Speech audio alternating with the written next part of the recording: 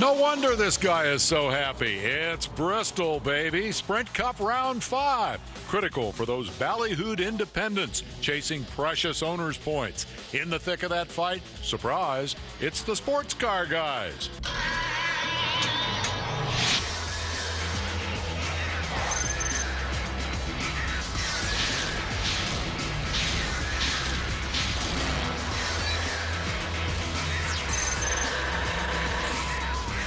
Wind Tunnel with Dave Despain is presented by Golden Corral.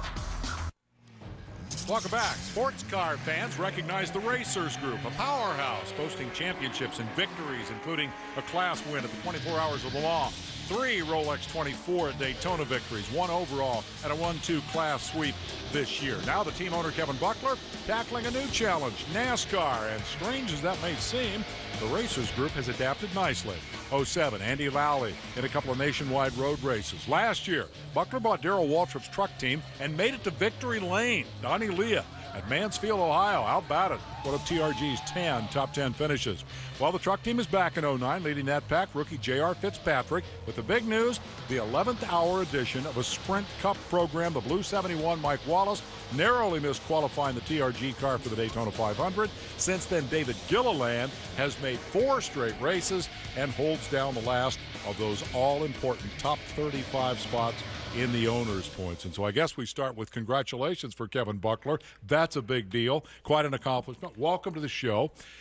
36th place today wasn't great. Nope. You kind of got what you could out of that. You actually lost a spot in the owner's points, but how big is it for your team to be guaranteed a spot at Martinsville? It's big. Thanks a bunch for having us on. Yeah, man. It was big. You know, when we set off to start off the season, the goal was to be right here. A lot of times, what we've been doing is trying to hit singles. You know, we'd set a goal, meet it, reset, meet it. But to end up where we are right now, leaving Bristol in the top 35 is what we wanted. Will you approach that race differently as a result? You know, I wish we were a little further up the top 35. I mean, we're right there on the bubble. So I think we will approach the next race still just as conservative as we are right now. We have to, you know, we need to stay here in this position, so we don't want to lose our chance. Is it fair in the bigger picture that the car today, which was a handful? I guess there's going to be a post-mortem tomorrow to find out what happened. That car started. We were fast, and we got up into P9 at like lap 60. I was excited. All of us were jumping up and down. It was great. And something happened. I don't know if we broke a link or we got it a little too tight for him or what. But once it started falling back like a rock, you can't hide at Bristol if it's ugly. So we took Plan B, which was just finish it out, take the points, put it in the bank, and go home. P9, sports car talk. Sorry about that. The Cup guys never would say I call it the paddock all P9. the time, too. I get in trouble for that, not the garage. Which brings me precisely to my next question. Is it fair to say, in your opinion, that overall sports car people look down their noses at stock car racing? And if that's true, why NASCAR? What has attracted you, an accomplished sports car driver and owner, to take on stock car racing? We've been running with the Grand American Road Racing Series since its inception, and I'm very proud of what we do over there. We run a strong program there. We're locked and loaded this year with 4 cars. This, to measure yourself against what I see as the best and the brightest in terms of especially, the businesses here. All of corporate America's here. It's a great place that, we spent a lot of years cutting our teeth, learning how to try to squeeze every ounce of efficiency out of our sports car team.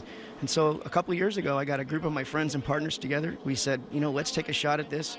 We decided to start with the truck series. We thought we'd get our butts whooped over there first, kind of learn the rules of the playground a little bit. And, our original plan was to try to come into Sprint Cup in 2010. But, I got to give NASCAR credit where credit's due. The COT, the testing ban, and, of course, the economic conditions really created an opportunity that, to me, was just compelling. We had to take a swing at it, try it a little early. It was a big one, but here we are. So, COT, you ran the same car at California, Vegas, Atlanta. Was there a different car for Bristol? Yeah, we're up to a whopping 4 cars now. So wow. We ran the same car. It was funny because talking to David and Slugger and all the guys have done such a great job. And we had a little bit of a different program. Our program was you really don't want to race that backup car that's sitting in the trailer right now. So we took it easy. And again, our goal was to first qualify, get in, and then we'd practice all day on used tires and work on our race setup and see where the chips fall after that. Slugger is Slugger Labby. How have you, beyond him, an experienced solid crew chief, how have you staffed this team? How does your operation compare to, say, Rick Hendrick? We're really, really small. We're very efficient, I guess is the most politically correct way to put it. But again, a lot of the running in the sports car program has always been based on efficiency. Our guys are cross-utilized all the time. Guys are doing 2 and 3 and 4 jobs. They're definitely doing that here. They let me know that all the time too. But we're about 10 people, and there's not a lot of time or a lot of issues in terms of if we have a meeting, it happens pretty quick. Yeah. We make decisions on the fly, and I got to tell you, we couldn't have done it without the warm reception we've had from many of the teams and the team owners. My relationship with Mr. Childers and the whole RCR bunch, Todd Barrier, Mike Dillon, those guys were awesome to kind of get us going and incubate us a little bit in the beginning, and it's been great. I want to know more about that, but first I need a commercial break so we can take up our little bit of business here. Kevin Buckler is my guest. He brought me a bottle of wine. I encourage all of my guests, bring me a bottle of wine. We'll be right back. Vintage, and I'm not just doing this to pay him back for the bottle of wine. It leads to a logical question. Kevin Buckler, my guest, and by the way, yellow on the chat, TRG stands for the Racers Group. That's what he named his company in the early 90s when you started it in your garage. You're a business guy. I'm curious, that's one of your businesses, or one of the businesses you've been in, is the winery. What is your business philosophy, and how does it connect to your racing philosophy? I understand there's a parallel. I'm not sure I understand what it is. There really is. I mean, a lot of what we do in all the programs has to do with teamwork. The winery is funny because it has the same philosophy. As you put together a group of people that really love what they do. You work really, really hard at it, and you're passionate about it, and you'll probably do good things. A lot of the same thing over here. I'm real passionate about the racing. I'm a racer, and everyone around us in that little group, we have that little tiny group of 10 plus the truck guys. Everyone's a hardcore racer in that group. I've been told that you're driven. Is that a fair description? Yeah, a little bit. I feel like you got to kind of lead by example a little bit. But I get a fire in my belly when I wake up in the morning. I'm not driving the car anymore, so it's running the business. I want to perform, and my job is to try to lead us. Competitive spirit absolutely lives on. You mentioned the Childress deal. How did that come about? Were you price shopping? I mean, you need to buy cars, you need an engine deal. How did you hook up with Richard? The truth is, we met down at Gene's Steakhouse over a glass of wine at the July race, and it's funny how it brings you together. And when it came time to look for a potential, a technical partner like that, I went right to Mr. Childress, and we struck a deal, and it worked out really, really well. Speed Demon on the chat is wondering how you juggle your ownership roles in NASCAR and the Grand Am Series. I would probably phrase that differently. Is your truck team and your sports car are your truck teams and sports car teams ongoing? Are they in any way affected by this sudden success that you've had in Sprint Cup? We're locked and loaded on the sports car program, which is good because we have 4 cars, a real solid group of guys that have been with me. I'm really proud of this. Most of the guys have been there over 10 years. The truck program, Butch Hilton and J.R. Fitzpatrick driving this year, doing an unbelievable job. I'm so proud of him. What they did at Daytona this year. And that program is going to be running for the rest of the season as well. So that makes it a little bit easier for us to try to chart new territory, so to speak, and come over here and do our best. So those two continue.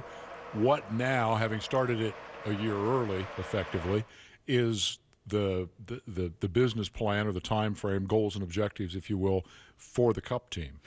We would really like to run the whole season. I think the message out there for us right now, not a shameless self-promotion, but, we've gotten to the point where it sort of has the little Cinderella story. It's kind of, we're carrying that little torch right now, and I'll gladly carry it as long as our legs will hold out. But, we need to fund the thing. We need a sponsor. We have a compelling little story to tell, and it's a good little business-driven company. So I'm proud of that. We're taking a real head-down, humble approach here in the garage. With all the teams, and I want to earn our keep here. Mm-hmm. At the same token, we want to stay, so we need that partner. So the point is that even with 10 people and 4 cars, and successful enough to have a guaranteed starting spot, acknowledging that can change from week to week, it still doesn't pay its own way. It's got to be, you got to have somebody on the hood. Absolutely. It has to be business driven. And I think that's the neat part about being over here in the Sprint Cup paddock is it is business driven. The guys are over here not because they're doing it for any other reason. It's run by some extremely experienced business owners and the resources of these teams. And I'm in awe when I walk around and see what the guys are doing, and I feel real lucky to be here. Gary Bechtel bought a piece of Tommy Baldwin's team this week. Are you in the market? Would you sell a piece of this? We have some suitors right now. The last week or two has been pretty nice. The phone's finally ringing. People see that our capabilities are such that at least we won't go out and embarrass ourselves, and we can run with these guys. I think what we want to do is we want to continue to improve. We have a lot to do. I look around, I'm going, wow, we have a ways to go. We've come a long way, but the job is to, try to get solidly in the middle and towards the front, and we'll keep doing it one step at a time. But we would take on a right partner would be considered. Sports cars, trucks, now Cup. As you look out across the vast racing horizon, are there other goals? Are there other worlds you'd like to conquer before you quit? My wife would kill me. So no, we're gonna just keep it our little secret. Yeah, we're gonna try to get this program solid first. I'm really wanting to see how the whole truck program plays out this year with JR. He's our shining star right now, and this is exciting over here. But it's going to be complicated, and I'm looking forward to the challenge. I'm going to infer from that if this goes well, there might be other worlds to conquer, and when that happens, we'll bring you back. Thank you very much, Kevin. Thanks for having me. Pleasure having Appreciate the opportunity to talk to you.